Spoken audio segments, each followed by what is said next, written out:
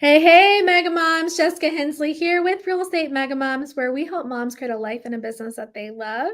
And today we are talking about starting over in real estate with Kelly Lee or Northlee. Oh my gosh, I had to get your name wrong. That's just how it is. This is a rite of passage on our podcast.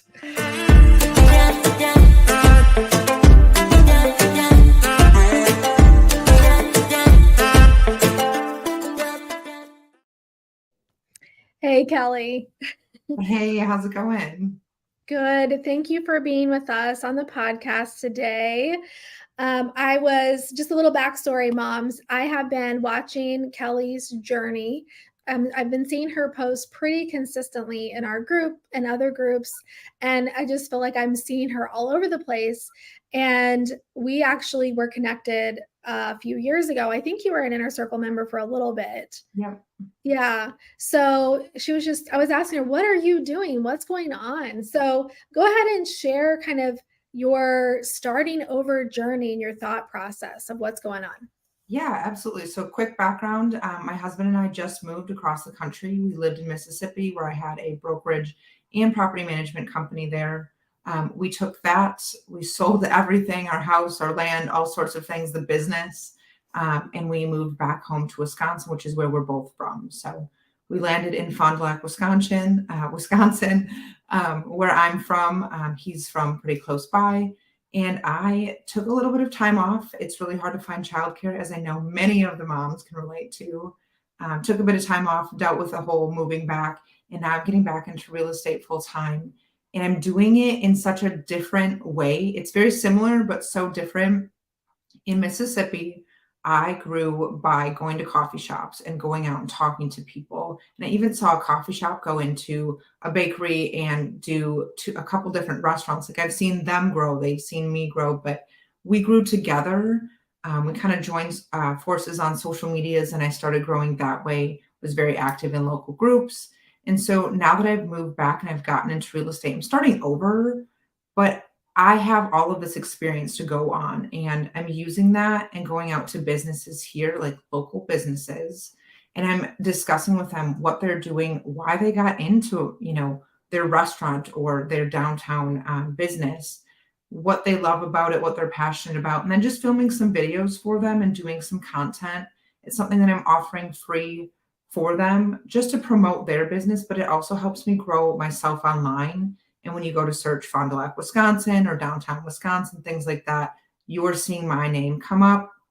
It's not something I expect to see results overnight, although I did get my first lead yesterday. Yay. I don't expect results overnight, but I do know that this is going to be an effective long-term thing. And it's so much better to grow in a way that you're passionate instead of just going and selling a house.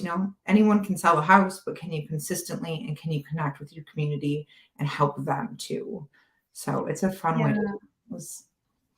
That is so interesting. And I love that you have such a game plan behind it. I would say 90% of agents are just kind of like winging it or hoping business will come their way. Or maybe they're just, posting on social media, but there's not a lot of intention and strategy behind it. So this is going to be such a great conversation. I do want to kind of back up a little bit and let's talk about when you got in the business in Mississippi and maybe some of the results you saw.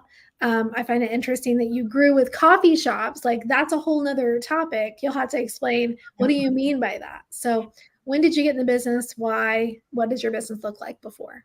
Yep. So I got into the business in 2019. So before COVID hit and any of that craziness happened, my husband was deployed and I quit my job to get into real estate. I quit my full-time salary job to get into real estate where I wasn't getting paid, wasn't making anything, and was still paying for childcare. So the pressure was on. I met a investor who helped me. He did a few rentals through me, bought a few homes, and then he helped me get in, but then you need more than just one person to buy from you, right? And so I started to go to local coffee shops, and one in particular, Dolce, in Mississippi, Gulfport, Mississippi is where it was. I went there and I would get coffee. I would talk to the owners, and sometimes I would talk to the people there or meet other agents. And through talking to other people, talking to the owners. We kind of collaborated on a few things, and then other agents and I collaborated on a few things. And then, of course, I had a great online social media presence where I was in the local groups, talking to people, helping them, not doing anything real estate related. But then as I was helping them and adding value, people saw what I was doing in my career, and then the leads and sales followed that. So you're kind of just doing the same thing, but just in a new market. Yep. In a new market, and I'm using a little bit more video instead of just talking about, Small Business Saturday, I went here, this is why I love it. Instead of just posting one static post, I'm doing a blog post on the business. I'm doing a review, a Google review. I'm doing a review for my business page on their social media. So my name's coming up. They're getting pictures. Some of them have shared them with my name, and people have liked my business page from there. And then I'm doing some videos on like TikTok reels and whatnot that they can use, they can share, and uses for their business as they see fit. Back in, oh, hang on, I'm gonna mute you. There. Sometimes we get that echo. Back in 2016, I think, I was doing lives whenever Facebook Live was kind of just being rolled out. And I would do that too. I would line up every week a business to go interview, and kind of just became like our little show almost, which was sort of, we were one of the first ones to do it in our local market. And I think it's such a great idea. So I love that you're sort of taking it to the next level, making it more of this modern, okay, I'm going to do a blog post, I'm going to do a TikTok, I'm going to, do this write up. You're adding such value. We just kind of showed up and did a live, and that was it. So this is like that elevated approach. I will say probably a lot of moms are thinking, okay, that sounds great, but that's really awkward. How am I going to call and get people to agree to this? Are they going to assume I have like an ulterior motive? So what are you saying, and how do you find the businesses that you want to feature? Yeah, so a lot of them are in a particular area. There's a downtown Fond du Lac here that's already posting and big on socials, or at least big in what I'm seeing. So I'm reaching out, and I'm the professional here. Okay. I'm just assuming that they know I'm a professional, even if they don't know me. And so I'm reaching out, and I have a Facebook message that's kind of scripted, but can be tweaked. And I'll say, hey, I'm looking to feature your business. Would you be able to allow me to come in at this time? Typically, I do it on a certain day of the week. This is what I'd like to do. I'd like to do a video in exchange. I don't ask for anything. I tell them I'm not expecting them to pay for anything or give me anything free. I'm going to come there. I'm going to buy my coffee. I'm going to make some videos about getting my coffee. I'm going to leave a review. And that's what it's going to be. The only thing I ask from them, and this is the only thing I ask, is that they share it on their social media profiles. They're not required to do this. There's no contract. There's nothing. I just ask that they're willing to share it to their social media. Most of them have done that. No one's really complained or said anything. I have had a couple people who are like, well, why are you doing this? What do you want? And I just explained to them exactly what I'm doing. Hey, I'm in real estate. This is how I grew my community in Mississippi, where I was a very experienced broker down there. I'm doing it here now that we've moved back, and I would love to feature your business. So far, I've not had anyone say no. I've had a couple people not get back to me. But most of the reactions have been very positive, and they're even willing to say, hey, since you did my business, you should do this person's on the street. And that is so amazing. So I love that. Yeah, and I think it's important. We never asked for anything, but I also think like there's this law of reciprocity, and I think it's awkward yeah. almost if like I think if you're saying this is what I asked, then they're like, oh, okay, I get it. Otherwise, you're almost like the other person's like leery. This is too good to be true. Yep. I just like to be upfront in what I'm doing and why I'm doing it, and very clear about expectations. So not only do I send a Facebook message, but I'll then email them. I'll ask for their email and say, hey, this is what to expect on the day that I come. I'd like to sit down, chat with you a little bit. I have a Google Doc or a Google form that they can fill out telling me a little bit about their business, why they got into it. And I also discuss that at the time, but sometimes it's easier for people to write their thoughts out too. And from there, I take that and I make content, I make some videos, and again, do the blog post, the reviews and things too. So you don't have to worry about going live, and you're just doing more like B-roll videos. So it's not like awkward. Nobody has to be on camera talking about themselves or their business. Exactly. I do hope to get into that. I think that would be a really great feature to do a sit down with the owners, but it depends on how comfortable they are in front of a camera. Yeah. And then you would at that point, would you probably hire like a videographer or something to go with you or? At some point, I absolutely will. I'm not gonna lie, I don't love video editing, even if it's just using CapCut, it takes time. At some point, I would love to have a videographer to come out and do these and then take pictures for the business and send the business the pictures so that they can use them for branding on their social medias, and that's just something I would do for them.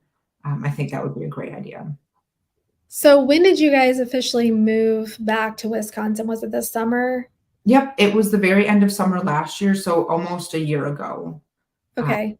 end of August. And when did you start this that process of okay, I'm going to get back into real estate? And I guess what's like a high level overview of your game plan?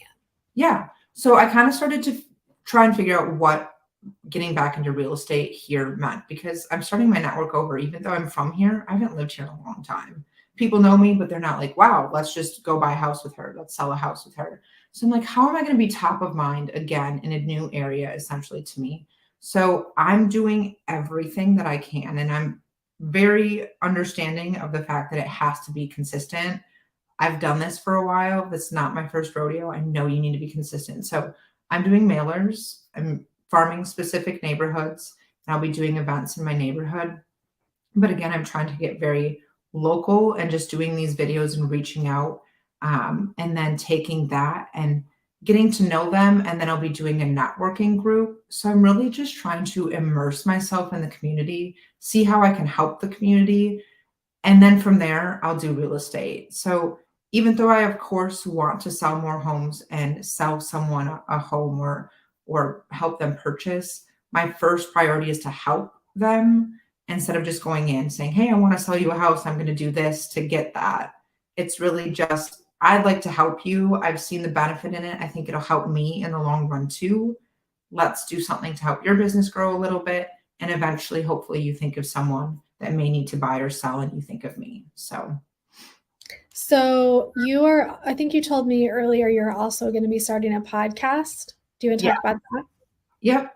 I haven't ironed everything out. I literally got the microphone yesterday, but I am hoping to sit down just like you and I are right now and discuss with business owners again their why, what they're doing, why they're doing it. So I would do a video of that for YouTube, and then I would also do a recording of it and upload it to a podcast.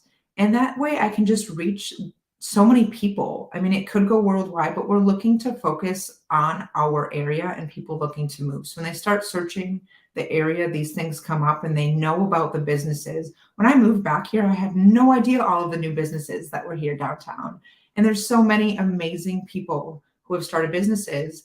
And now I get to figure out what they're doing and share that with other people. And so using YouTube and podcasts will just help that grow. I'm looking to be the person of the area. When you think moving to Fond du Lac in any way, shape, or form, buying or selling or not, you think of me. So you're kind of doing like this layered thing. You're going into the businesses as probably like that base layer.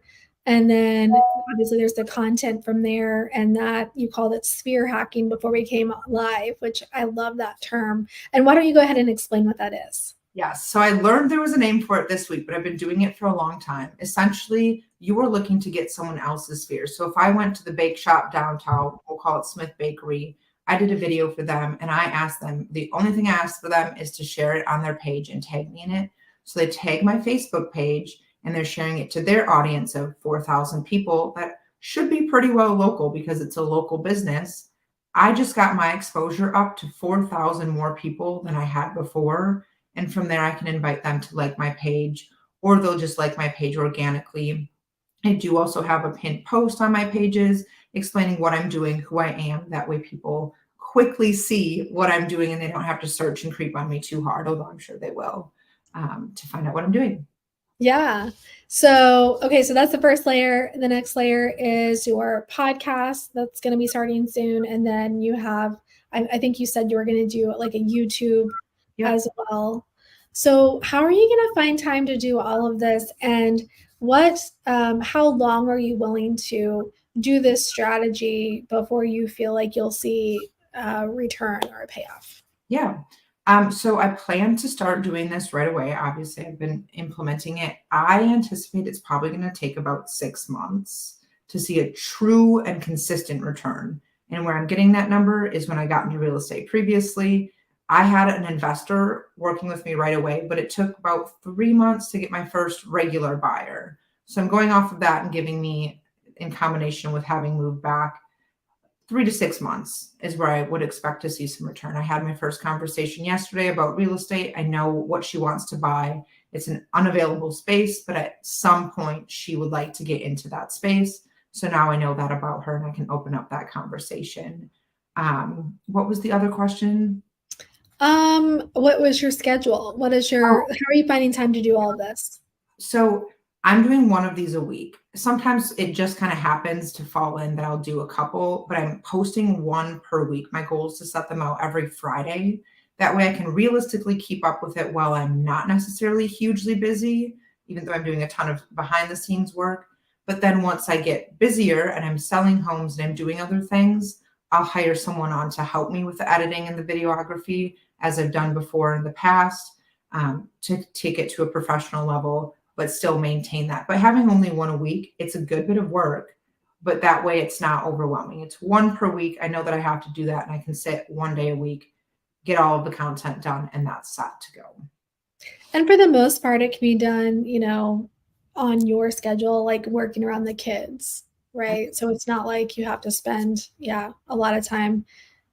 Because you mentioned earlier daycare was tough. So I'm assuming that means you don't have daycare right now. We do. After over a year, we got into a daycare. So we do have childcare finally. Okay. So how old are your kids? I have a 5-year-old and a 2-year-old. Ooh, okay. So they're definitely busy. So when they're home, they're like probably full time, right? That's what we call that's what we called our son when he was a toddler. I'm like, you're a full time. So I'm like having to follow you around so you're not hurting yourself. Okay, so how many hours a week would you say you're spending on this?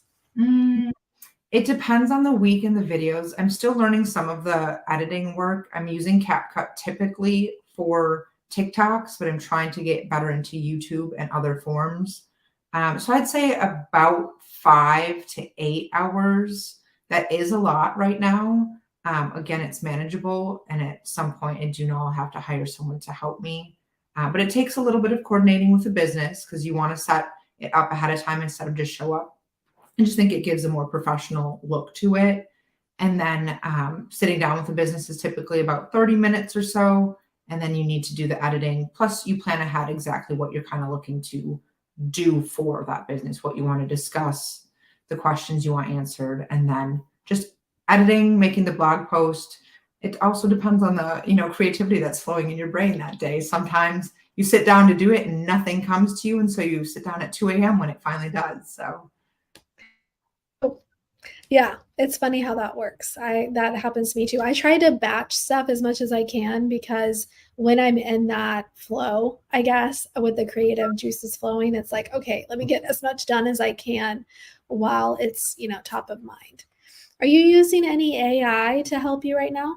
I do use some AI. So I write out all of the posts or all of the blog posts personally. I do the entire blog post all on my own. But what I'm using AI for is just to rephrase my content. So not only do I need a blog post, I need a social post, I need a review for social media, and then I'm trying to do Google reviews because I've noticed my numbers have increased from those. So I need 4 pieces of content from 1 piece of content, if not more. So I take it to ChatGPT right now is what I'm using. And I just ask it to rephrase it and then what I need it to rephrase it for. I still have to go in and edit, but it does save me a good bit of time there. Yeah, we do the same. So you mentioned you noticed your numbers were up.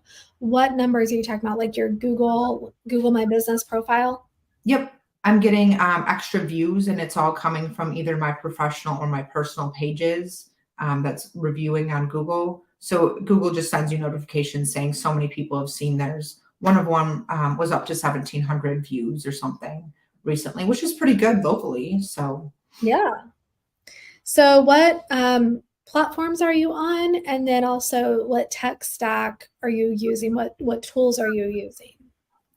I'm on pretty much every platform: Instagram, TikTok, Facebook pages, and then YouTube. And what was the second question? Tech stack meaning like, well, you're using ChatGPT. Are there any other tools that you're using? Software.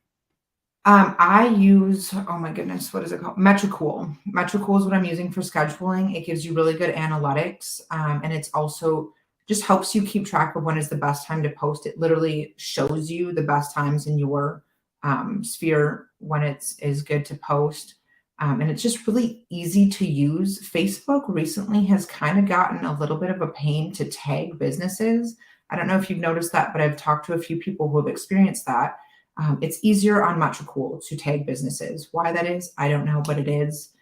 So I use that, and then you can see multiple pages. So you can see your YouTube on there, you can see your Instagram, your Facebook, and all of the performance. And then it also gives you analytics at the end of the month. But that's probably the biggest tool I'm using.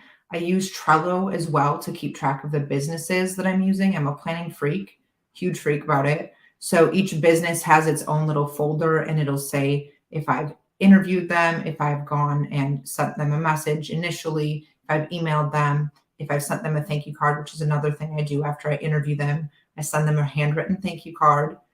Someone handwrites it, not me, so that you can read it. And then I do the business post, the static post, the video, and I just have it in a checklist essentially so that I know that it's done. I think the other app that I would find the most useful is Artful Agenda because it's a color coded calendar. I don't know if you've heard of it, but it's like Google on steroids. It's so nice. It combines all of your calendars. You can color code it, you can put different things in there, and it's very aesthetically pleasing to look at on your home screen. So I love it. I'm gonna have to check that out. Does it integrate with like Calendly? Can I use Calendly still? Yep, I should be able to. It just adds to your calendar, and then it refreshes into your app for Artful Agenda. But yeah, I would check. Ooh, And it's very inexpensive. I think it's like $4 a month, but hands down worth it. okay. I'm gonna have to look at that. That's cool. Well, I love that you're doing this and that you're not afraid to start over. I think sometimes it's very daunting, right? To move across country and it's like kind of can be discouraging. Well, man, I spent all this time building and then now I have to leave that. So, what made you decide that you still wanted to do real estate?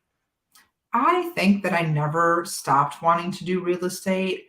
I just didn't know what it looked like for me here. I really didn't. Moving in itself was it was going to be hard for me, and I knew that. We moved back to my hometown, which I'm sure has baggage for any person out there. And so I just had some things to work through when we moved here. That on top of childcare, I was like, well, how do I do it here? How do I make it work?